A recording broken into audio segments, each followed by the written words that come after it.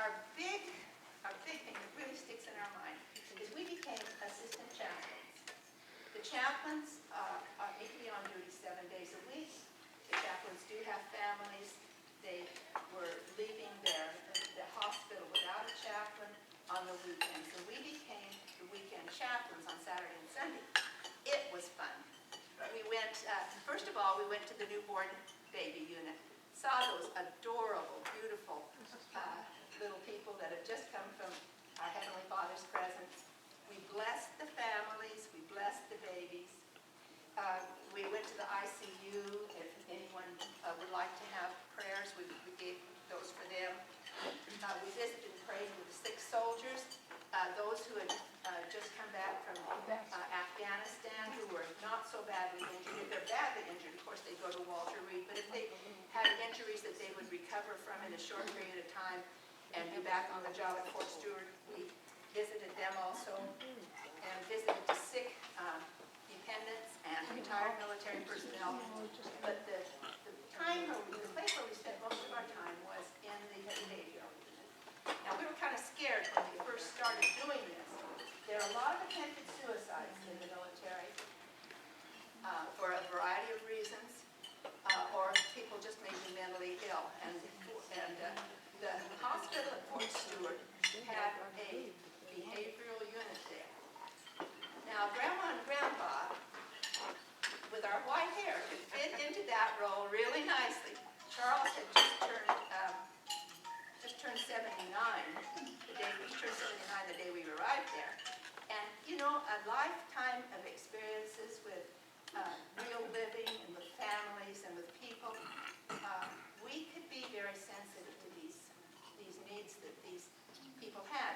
Here's what happened on our first visit there.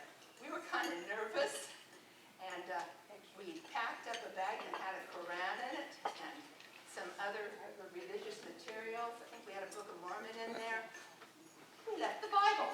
We forgot to bring a Bible, and we got into a meeting with this individual. He came in with a soldier here and a soldier here, and he sat down. He wanted to talk, and so we found out that he had no religious involvement, and their daughter had left home, probably to escape the expectations of the family. They wanted to have freedom, I think. That's the reason a lot of people join the military. They wanted us to contact their children, and we always did. They might not accept us. In fact, a lot of them didn't. But that was all right. We sent them friendly messages from time to time, encouraging them. And when the soldiers were deployed, we kept in contact with them. We wrote them a spiritual message every month. We sent them care packages. We wanted them to know that there was somebody out there who really cared about them.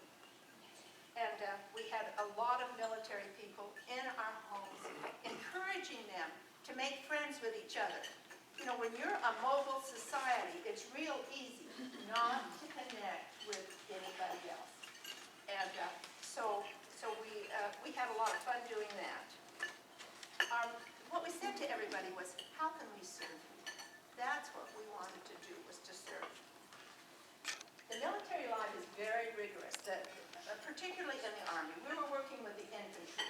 Fort Stewart keeps 9,000 troops at all times in Vietnam, or they did when we were there.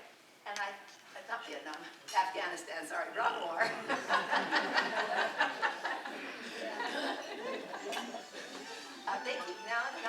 They did keep 9,000 troops at all times in Afghanistan. So it was rotating. And there were well over 20,000 people connected with Fort Stewart. If you're in the infantry, you have to be prepared at all times to go into battle when you are needed. And there's not time to train you after the attack. And so the Army trains, and they retrain, and they retrain, and they retrain, and they retrain. They try to keep the men and women in top physical condition. So up in the morning at 4:30 for PT, on the field by 5 o'clock, exercise for an hour. And I mean, this is not jumping jacks. This is real tough exercise, physical exercise. Return to your quarters, get a shower, grab some breakfast, be in your office by 7:30, work probably at least until 6 o'clock, maybe 7 o'clock, maybe 8 o'clock, depending on what your assignment is. And then there's not much time for family when you get home. Under this kind of thing, trying to keep the men and the women at maximum endurance, load a 170-pound pack on your back and run for 12 miles. Try it sometime. No, I was amazed. So bones break, joints wear out, muscles and tendons become strained and broken. And when the body's not able to function in the manner that you need to have it function when you're a soldier ready for combat, then you're let go. They tell you that they don't need you anymore. They discharge you. Now, when soldiers deploy to war zones for extended periods of time, there are a lot of stresses on the family.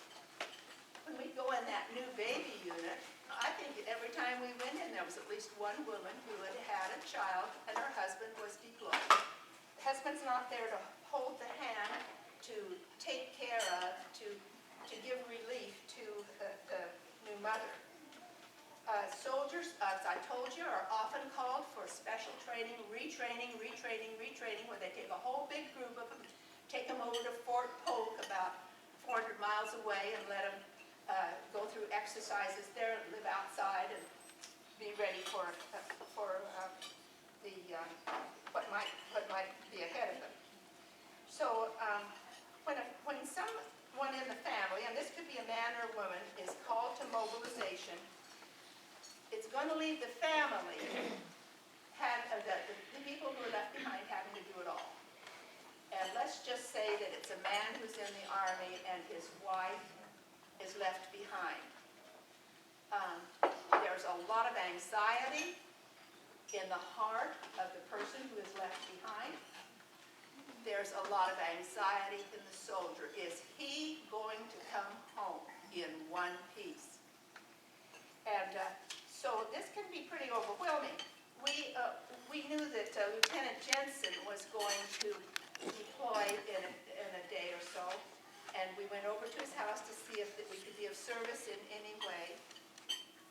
Lieutenant Jensen had already been in Afghanistan one time, and he had lost 3 men in his company. When he thought about going back to Afghanistan, he wasn't sure he was going to return. He'd been up all night the